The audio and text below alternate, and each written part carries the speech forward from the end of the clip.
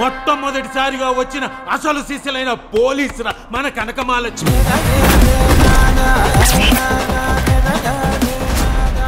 మెరుపు కలలు మెరుపు కలలు. అత్తయ్య, నేను వెళ్ళి అక్కతో మాట్లాడొస్తాను. జాగ్రత్త అమ్మా.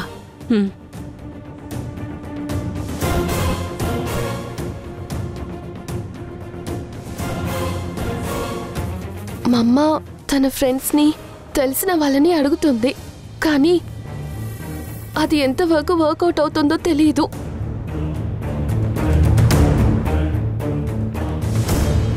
అక్క, నీతో కొంచెం మాట్లాడాలి.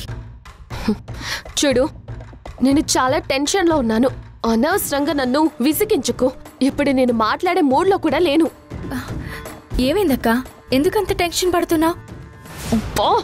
చెప్పానుగా, ఒకవేళ అది నీకు చెప్పినా నీ వల్ల కాదు. మా బాధలేవో మేము పడుతున్నాం, వదిలే. నువ్వు చెప్తేనే కదక్క నేను చేయగలనో లేదో తెలిసేది. అర్జెంటుగా నాకు 1,00,000 రూపాయలు కావాలి, నువ్వు ఇస్తావా?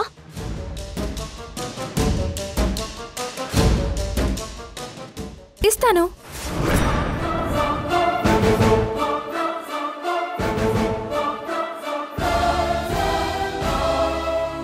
ఏంటి, 1,00,000 రూపాయలు నువ్వు ఇస్తావా?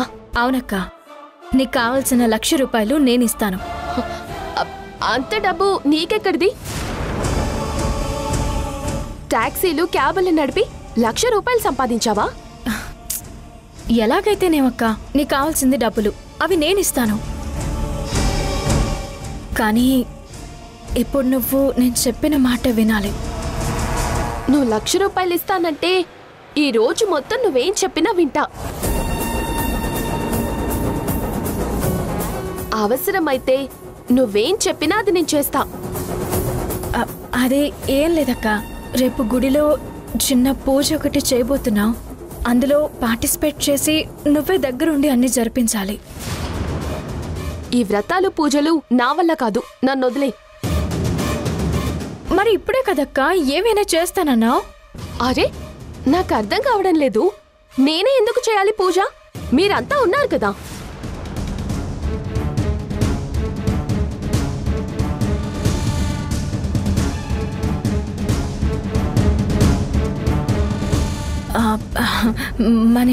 మన ఇంటికి పెద్ద కూతురు నువ్వే కదక్క. నీ చేతుల మీదకు పూజ జరిగితే మనందరికీ మంచి జరుగుతుందని పూజారి గారు చెప్పారు. అందుకే. అందరికీ మంచి జరుగుతుందో లేదో తెలియదు, కానీ నువ్వు నాకు 1,00,000 రూపాయలు ఇస్తే నాకు మంచి జరుగుతుంది. నేను ఈ పూజ చేస్తాను. థ్యాంక్స్ అక్క. అంతే కదా, ఇంకేమైనా చేయాలా? అంతే అక్క, ఇంకా నువ్వు చేయాల్సిన పని ఏం లేదు. అంతా దేవుడే చూసుకుంటాడు.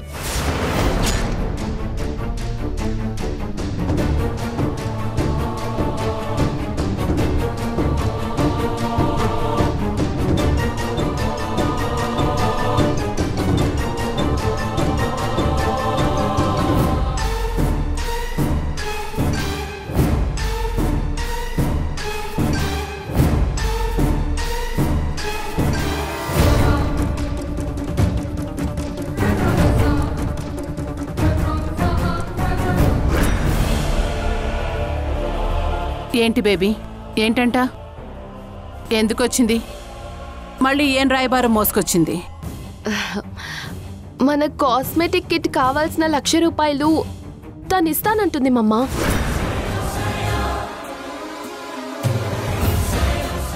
ఏంటి, డబ్బులు ఇస్తానంటుందా? అవును, నేను ఇస్తాను.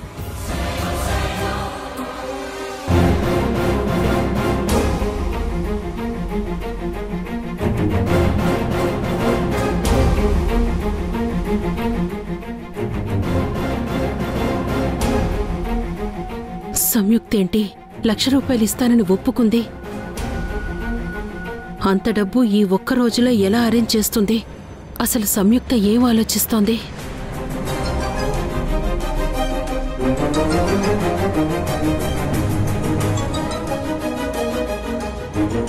అమ్మా, రేపు పూజకి సంబంధించిన పూజారి గారు చెప్పిన అన్ని వస్తువులు తెచ్చేశాను. ఒకసారి నువ్వు చెక్ చేసి ఏమైనా మిస్ అయితే చెప్పు.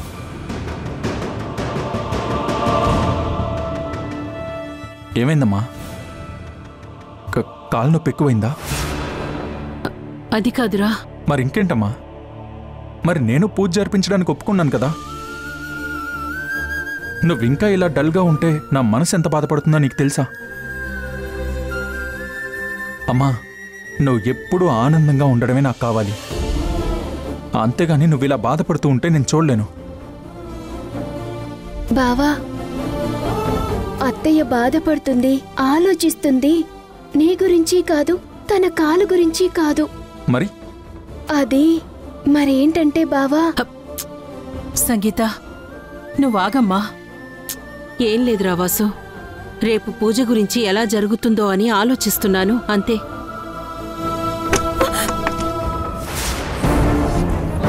ఏం మాట్లాడుతున్నావు? అమ్మా, అమ్మా, జాగ్రత్త. ఏంటమ్మా ఇది? ఎందుకంత తొందర? లేదురా, ముందు నన్ను అక్కడికి తీసుకువెళ్ళు. అమ్మా, ఇది ఎప్పుడు ఉండే గొడవే కదా. నువ్వు పద, రూమ్లోకి తీసుకువెళ్తాను. తీసుకెళ్ళు వాసు. అమ్మా, నువ్వు రామ్మా. జాగ్రత్త.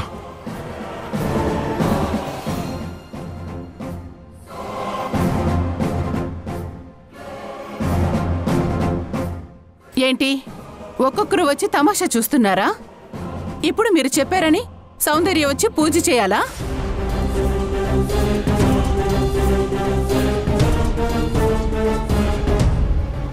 అంటే ఏంటి మీ ఉద్దేశం? ఎలాగూ మీ ఇంట్లో పడుంటున్నాం, పెట్టింది తింటున్నాం, సో మేవేం చెప్పినా గొర్రెల్లా తలూపుతారు అని డిసైడ్ అయ్యారా?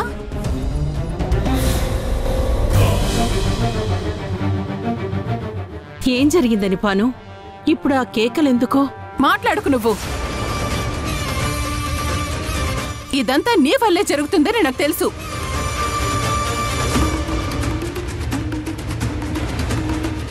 సంయుక్తని పక్కన పెట్టుకుని అందరి ముందు మంచిదానిలా నటిస్తూ మాకు మంచి జరగాలన్నట్టు బిల్డప్ ఇస్తూ నీ మనసులో దురుద్దేశం గురించి పాపం ఆ చిన్న పిల్లలకి తెలియనివ్వటం లేదు కదా.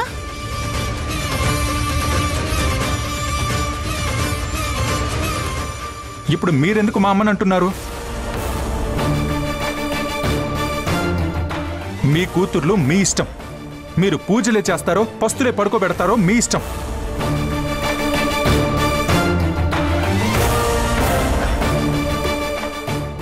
చూడండి, మీకేదో మంచి చేయాలన్న తాపత్రయంతో మా అమ్మ చేస్తున్న పనులని మీరు ఇలా చిన్న చూపు చూస్తూ ప్రతిసారి మమ్మల్ని ఇలా అవమానించడం మంచిది కాదు. వాసు, నువ్వుండరా. అమ్మా, నువ్వు మాట్లాడుకో, అంతా నేను చూసుకుంటాను, నువ్వు వెళ్ళు. నేను అదే చెప్తున్నాను బాబు. మమ్మల్ని ఇక్కడికి తీసుకొచ్చి పెట్టుకున్నారు కదా, అదే మాకు 10,000.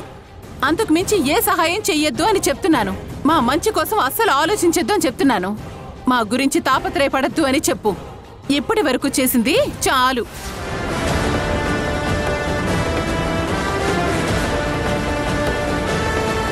మా మంచి కోసం తాపత్రయపడుతుందని అందర్నీ నమ్మిస్తూ అనుక్షణం ఏదో ఒక విషయంలో అవమానించాలని చూస్తూ నీ బ్రతుకు మేం లేకపోతే ఏంటి అన్నట్టుగా మమ్మల్ని వెక్కిరిస్తూ రాక్షసానందం పొందుతుంది.